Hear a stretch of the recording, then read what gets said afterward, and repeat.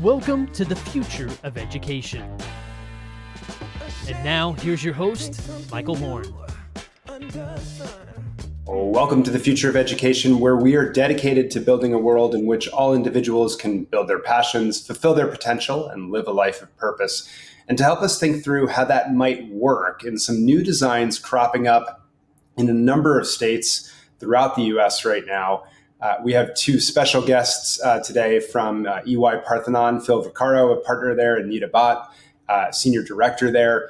Nita, Phil, thank you so much for joining us. I can't wait to have this conversation. It's great to be here, Michael. Thank you for inviting us to participate.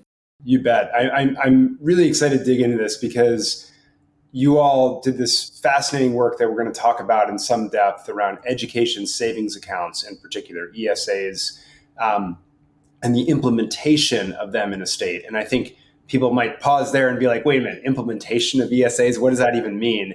We're going to get to that and why it's so important in just a couple minutes. But let's start at a high level. Like, how did what brought you to this work in education in Arkansas in general, and sort of introduce yourselves to how your own personal journeys into this. Phil, why don't you start us off? Yeah, great. So, in some ways, Nita and I bring a similar background to the work, but I started as a teacher in the New York City school system, worked for the school district for 5 years under Mayor Bloomberg, and then switched over to the Parthenon team to do this work in education from a consulting standpoint. And really, for the past 14 years, my goal has been to, stay relevant from a commercial standpoint. And a lot of that is, tracking what states and districts are doing, what their top priorities are, focused around system level change and school improvement. And so we have seen a variety of waves of, what education reform looks like and which policies have been more or less in vogue. And certainly, over the last few years, the private school choice policies have really accelerated in terms of their adoption across states. And so that's building on a trend that is sort of long time in the making with respect to school vouchers and, more broadly speaking, just school choice ecosystems. And so we've been a part of supporting school systems that have strong choice environments. And so this is kind of where we are from the current standpoint is these new policy initiatives around education savings accounts. Gotcha. Nita, how about you? What's your own story into the work? Yeah, absolutely. Thanks, Michael. So for me, it goes back to how and where I grew up, which was in Miami, Florida. I remember going to 4 different public elementary schools in high school, applying to and being waitlisted at a bunch of magnet schools, some of them fairly far away from my house, because my parents wanted me in some specific program or some aspect of my schooling wasn't, meeting their expectations. We didn't have the right vocabulary for it at the time, but that was my parents saying that they didn't want the house that they could afford to limit the quality of education they wanted me to get. Fast forward after college, had the opportunity to teach at different neighborhood and public charter schools in Philly. So another angle on school choice. Then at Parthenon over the last decade, I've been able to serve in some really interesting school choice contexts, as Phil mentioned, including in New Orleans, which has really shaped my thinking, where I gained an appreciation for how to actually design a system that promotes, not just choice for kids and family, but good school choice. And that's really what's sort of brought me to this work with ESAs and in Arkansas. Super interesting and unbelievable background with your parents engaging in that before people thought about these questions, I think, in that same depth. But and as I mentioned up top, my audience is certainly familiar with education savings accounts. It's something we've talked about in the show. But they're clearly different, I think, from some of the other forms of private school choice that we've seen historically: tax scholarships, vouchers, even the charter space, certainly. I'm just curious, in your minds, what makes a funding vehicle an ESA? What are the core components, just to level set us all about what exactly we're talking about when we're talking about ESAs specifically? Nita, why don't you lead us off on this one? Yeah, rather than getting too technical, I want to take this sort of conceptually. What makes an ESA unique from vouchers is two main things. So first, ESAs are being rolled out to serve a much broader set of students than ever before. While vouchers were primarily targeted at low-income families, at least in the beginning, ESAs, at least in today's avatar, are intended to serve many more students. And in some states, any family is allowed to apply. So it's called universal. The second thing is that ESAs can be used for a much broader array of expenses than vouchers. Vouchers typically went from the government directly to a private school to support tuition, whereas ESAs involve the state putting the money into a digital wallet for each participating family, and then they can deploy the money where they choose to, whether it's a private school or maybe it's to curate a curriculum, to buy books, to buy uniforms, maybe a course at the public school or a local charter school. So that's really the difference. In terms of why we think they've taken off, really the pandemic illustrated that traditional school models aren't working for everyone, and in fact, maybe that's true for a large number of students. Nationally, we see the rate of chronic absenteeism. So kids aren't coming to school has doubled, between before and after the pandemic. And I think there's a little bit of parents and advocates saying we want to take education back into our own hands. Super interesting. So that leads in obviously then to the work that you all did in the state of Arkansas, where they were launching a universal ESA program. Tell me about that experience, because I suspect, again, folks like me might think they passed a policy, they allocated funding, there's a digital wallet, boom, you're off to the races, right? But I'm certainly interested in learning how this really works. And when we've had some back and forth before this, it sounds like it's not nearly so simple as that, and it's much more complicated, in fact. So Phil, why don't you lead us off? Talk about some of the major design choices that go into launching a universal ESA program, and give us a sense of the complexity that we're talking about here. Yeah, love to. Well, to start, it is complex, and I'm glad that you're focused here, Michael, on the implementation piece, because I do think that is sort of the overlooked factor in really bringing these education savings account programs to life, and there is a lot involved.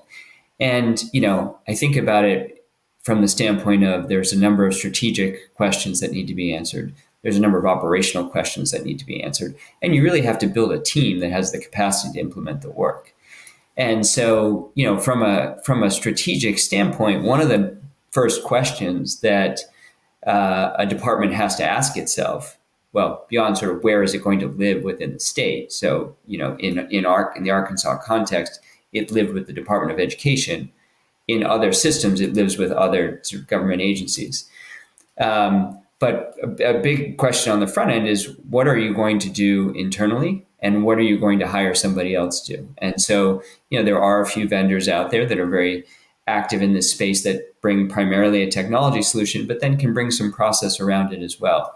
And so, departments need to figure out, okay, well, I want to insource this piece of it. I want to outsource this piece of it. And with that sort of knowledge in mind, how do I design a process where the department is going to be able to work with the vendor and or vendors on a regular basis to get this work done? And so, the other sort of nuance there is the set of activities that you do during the launch of a program can look a little different than the set of activities that happen once a program is launched. And so, I think that when we first got into Arkansas, and our support for the state of Arkansas is public record. I mean, we co-authored a LinkedIn blog post with the folks there about our work. And, I'm really proud of the fact that the folks in Arkansas dedicated the amount of time that they did to getting the implementation right, because we have seen in other states examples of, mistakes that have sort of set back those, the initiatives in those places. We were very fortunate that Nita was able to spend a lot of time on the ground, from day one, working with their team on a number of sort of the nitty gritty issues, which, if you think about it, you start with a statute and then you have to sort of bring that to life. And, so the first step starts with, okay, well, let's do a deep dive into the rules. What doesn't exist in statute that needs to be further clarified? that's going to set up a number of design choices, a number of operational decisions. And would love to turn it over to Nita to talk about some of those. Sure. Look, there are hundreds of design decisions, and I can't go into all of them. And Phil at the beginning, I think, said I could talk about this for 3 hours. And the answer is it's true, I can. Well, I'll just stick to some of the high level things that both the law had to consider and then we had to build on when we were there doing the design implementation. First is around like, what population do I intend on serving? Is it kids who are in low performing public schools? Is it actually everyone? Is it something in between? That line of inquiry is usually figured out in the law, and then we build on it. There's a whole layer of questions around accountability. Do I want to measure how students on ESAs are performing academically? Well, how do I want to measure that? Do I want to test them? In what subjects? And are there consequences for providers or even families if a student isn't testing well? How long do I give them? How do I want to use the information that I collect? Do I want to make it public? There's like hundreds of questions in that layer. One of my favorite ones is around financial safeguards. So how do I curtail providers from unreasonably inflating their tuition? There are real examples of in some states of the ESA goes into effect, and let's say the ESA is $7,000. I'm sort of just making this up, Michael.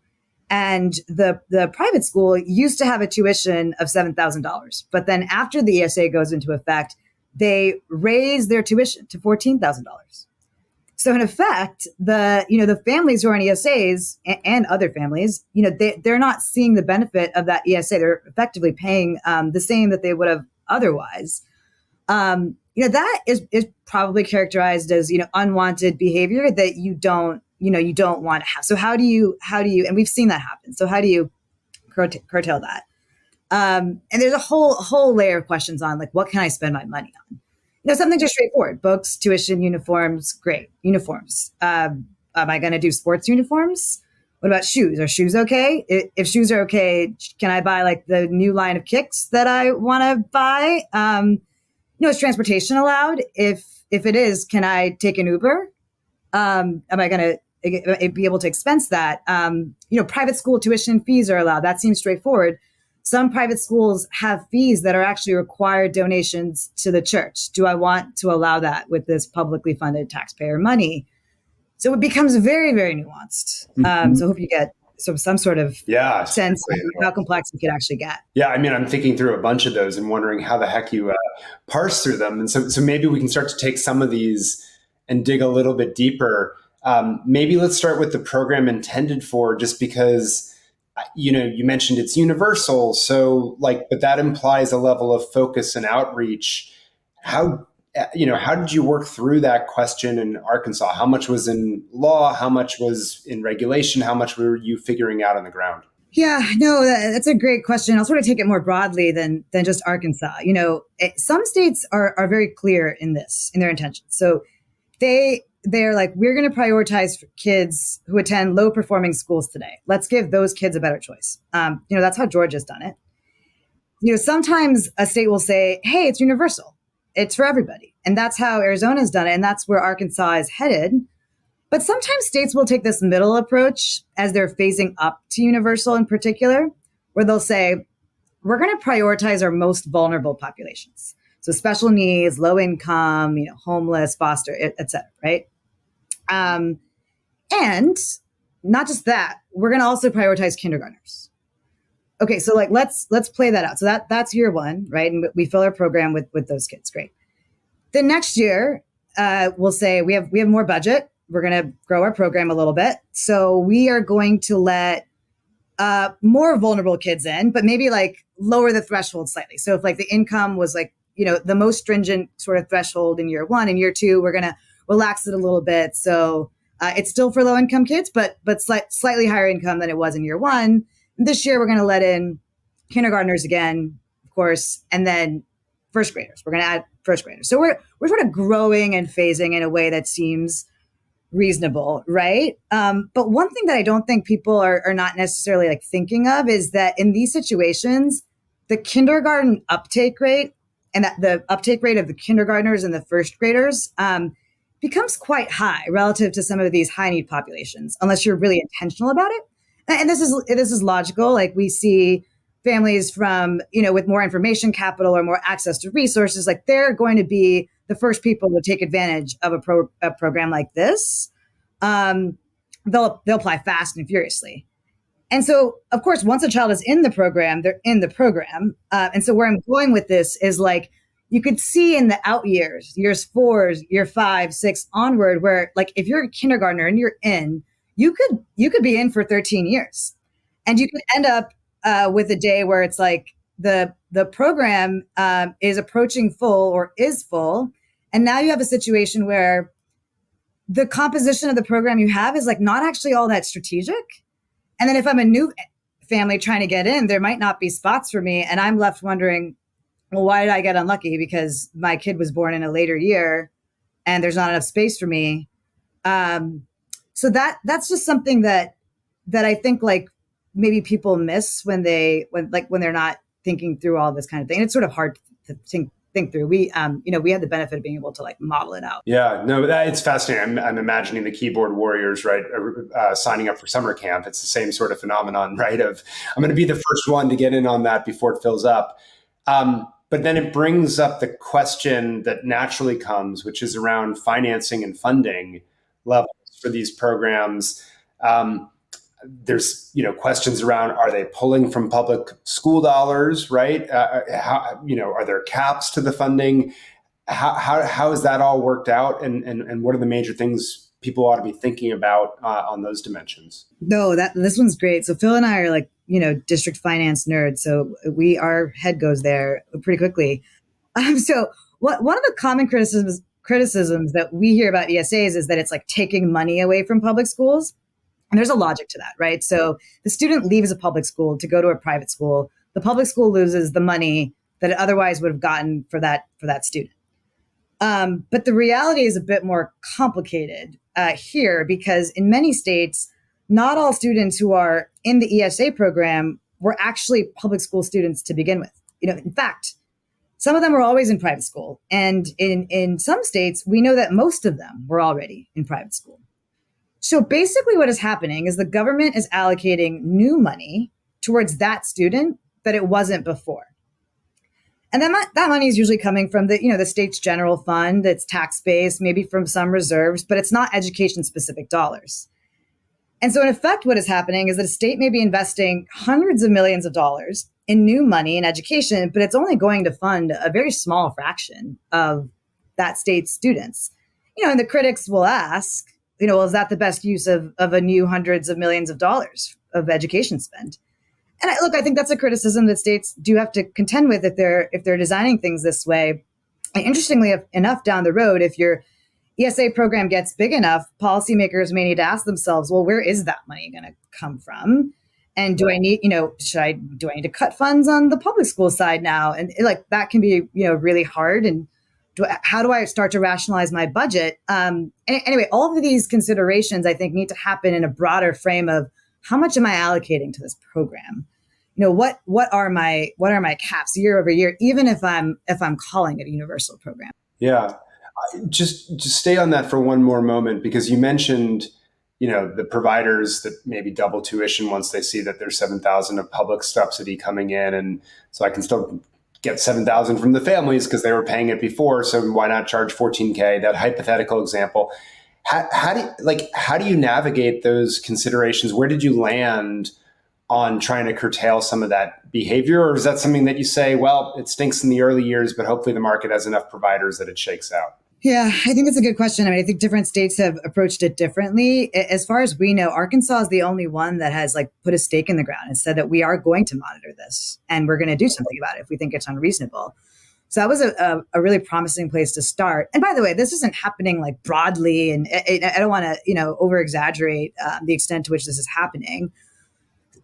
We toyed with a number of considerations there for that particular question. Should we be monitoring growth? Should a school provide justification? Should there be a limit that they can go up to? And ultimately we felt like if we did define a limit, maybe it's 5% or 10%, we were worried that schools would kind of use that as permission to raise to that amount, even if historically they weren't or they didn't intend to.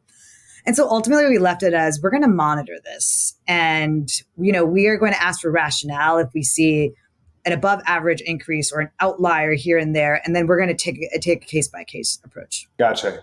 Yeah. I mean, I assume you're trying to avoid the college tuition behavior over time. So it makes sense. Phil, let me turn to you, because I'm just thinking about, as you situate these ESAs in a broader, not just school choice strategy, but really a school improvement strategy across an entire state. How do you think about that as a component within a strategy? Where are you all landing on helping not just Arkansas, but any state think through that question? Yeah. And, I would say, Michael, it's a really important question. One, just making sure that the conversations are happening that emphasize education savings accounts as one lever of school improvement in a system, whether it is because you're getting more kids into better schools, or because it's creating more competition in the system, and the notion being that creates a rising tide of all boats.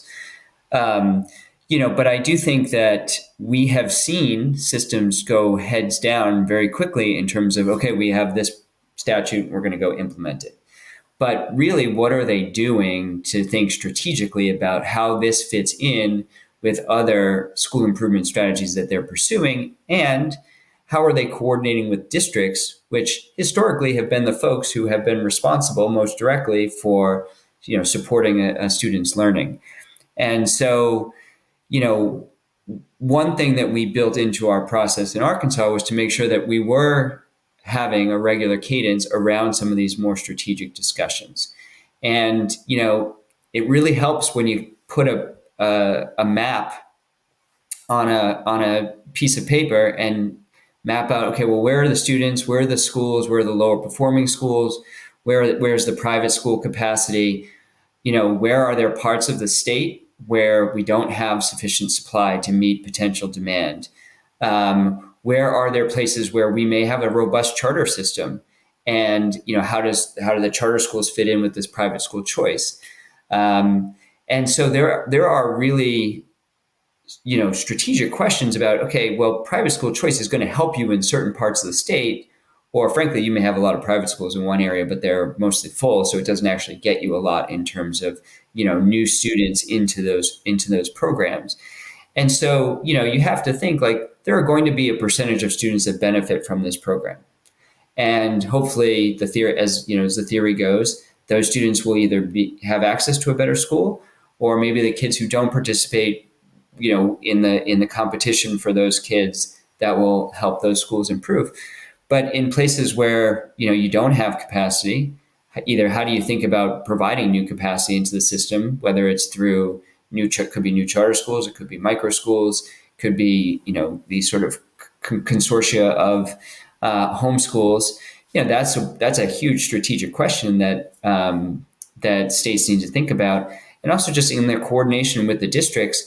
The schools where there's a net outflow of students, there is a funding implication because they are serving fewer students. But, if that happens to any degree of scale, then that changes the way that district can serve students in their schools, and, taken to a sort of its logical extreme, can actually change some of the dynamics in which those school districts are able to serve students.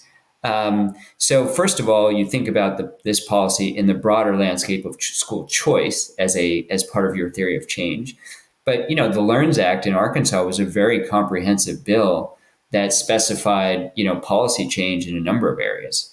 And so what we see, and this is where I think it's really important where the program lives, to the extent that the program lives with the Department of Education, it has a higher degree of likelihood of staying connected to the other sets of strategies that are getting implemented in these states. And if you give it to other government agencies, you can run a great program, but you then have to make a concerted effort to have that coordination with the Department of Education to continue to think about this policy as a lever for school improvement in the broader context of other things that the states and districts are doing. Yeah. So, you hit on a couple things that I think are really important there. One of the big things that I've been thinking about is the supply side as well. You referenced not just how do you trigger new operators coming in, but something I'm deeply worried about is, do they have sustainable models that will actually last more than, say, 2 or 3 years? Because it seems to me you have a lot of teachers saying, well, I'll volunteer, for a year or two effectively, but then what? But then the second question you're raising is around coherence with the Department of Education and the rest of the programs that they're overseeing, strategy, et cetera. And I'd love us, as we start to wrap up here, for you to reflect on that part of it, because you began one of the, as we thought about considerations, one of the big questions to think about was not just where it lived. Department of Education may be one answer to create that coherence, but also what are the resources internally and externally, and where do those different things sit that the department or wherever it's sitting are going to deploy in effect to actually implement, operationalize this program. I'd love you just to reflect on that. Like, if you're a state thinking about launching an ESA, going into year 2, whatever else it is, like, what are we talking about in terms of effort? Are there off-the-shelf things that can help in your view? How should we be thinking about what it's really going to take to do this well? Yeah, no, it's a great question. And I think, like, if we just think historically about the role that states have played in, education, historically, standards, policies, budget allocation, accountability, they have not been set up to do direct to family kinds of programs, which creates a need for capacity at a level of scale that has not historically existed within school districts. So, you have to build out a team to do this work. Nita can tell you war stories of all of the inbound questions that people had about filling out their applications incorrectly, or did I get accepted into the program, or when is the tuition going to be transferred? And you can do a lot of that with FAQs, but a lot of people want to get somebody on the phone and have a conversation. And so there's real work that's involved in that. Now, you can outsource that to some of the vendors. So choose your vendors wisely when you go through this. Be very explicit in the RFP. What exactly are you looking for? What is sort of the division of responsibility between sort of the host government organization and the vendor itself?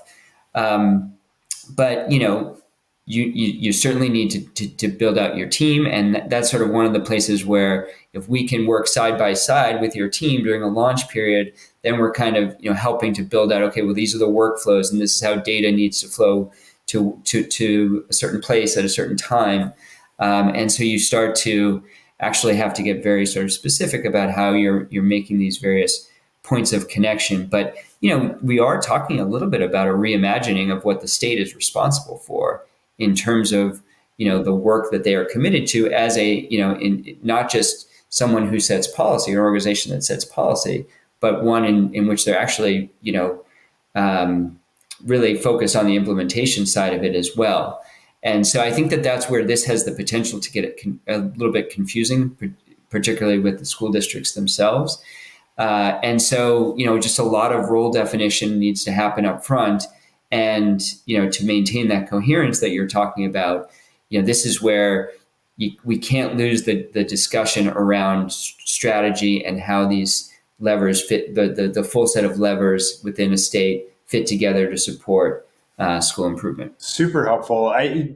Huge thanks to both of you. I feel like we're just scratching the surface, and I can see, Nita, why 3 hours would not be a hard thing for you to talk about in depth, because like each of these things, I want to know the trade-offs of any decision point and so forth. But maybe as we wrap up, like reflections from each of you, just as we move into a new legislative season in a few months, right? I suspect we'll see new ESA programs pop up. We already know Texas has made a big push, right, to try to get that on the radar. So we're going to see more of these. Bring us home like 1 to 2 things. You say, hey, make sure you think about this as we go into the season of implementation. I would say one thing is set out a clear list of guiding principles from the beginning. In Arkansas, we had 6 guiding principles around empowering parents and expanding educational opportunity, supporting high quality school options, and so on and so forth. The reason why it's important to have guiding principles is really twofold. One is you're going to make a number of decisions. We've touched on that. When you're making those decisions, sometimes it's helpful, many times it's helpful, especially if you want to develop a coherent program, to go back to your guiding principles and say, okay, which of these decisions or which of the decision options are most aligned to the guiding principles that we set out to accomplish? And so being able to have that common reference point, I think, is really important. And two, it's also helpful from a communication standpoint so that you have a consistent set of talking points. Excuse me. Sometimes we hear systems saying, well, the real purpose of this work is X. And then someone else in the system will say, well, the real purpose of this work is Y. And it's like, okay, well, both of those really can't be true. So which one is it? And so, being clear around the communications piece is really important. And two, just on the implementation side, I mean, these systems are allocating tens, if not hundreds of millions of dollars to these programs. You have to take the time up front to design the work well, to put a clear plan in place for implementation. If you can't, if you're going to spend $800 million, like some states are in that sort of vicinity, spend $5 to $10 million up front to get the work in place in a way that is going to consider the strategic and implementation issues, that's going to map out sort of what the budget possibilities are, what the budget implications are, how it fits together with other school improvement strategies, what can go wrong, have contingencies for those things, and really dedicate that time up front, because this is, it's a high stakes endeavor for any state, given sort of, this is part of the Republican platform at this point. And, there are 17 states, I believe, that are now actually implementing with other states in process. And states can't just think about this from the standpoint of, what do I need to be successful in my state? This is a national movement. And if the movement is going to be successful long-term, then, we need all these states to be implementing it well. And ultimately for the students who can benefit the most from these programs to be accessing these programs. Super helpful. Nita, a final word and thoughts from you. I think that was great, Phil. I mean, the only thing I'll come back to, because it's worth repeating, is for me and for us, like, this should be a school choice movement. It's great to create these options for kids and families, but let's have them be good options. So what do you have to do as a system to make sure that you have quality choices for kids? Nita, Phil, thank you so much for sharing just a fraction of your expertise as you've delved into the implementation of ESAs. And hopefully we can have you back at some point to tell us more findings along the way as you continue to do this work, but just deeply appreciative of you both. Thank you, Michael. And we are certainly proud of the folks in Arkansas for the work that they've done here. I think that they've done a really great job. No, thank you. And it's evident that they've gone through a comprehensive process. So for all you tuning in, we'll be back next time on The Future of Education.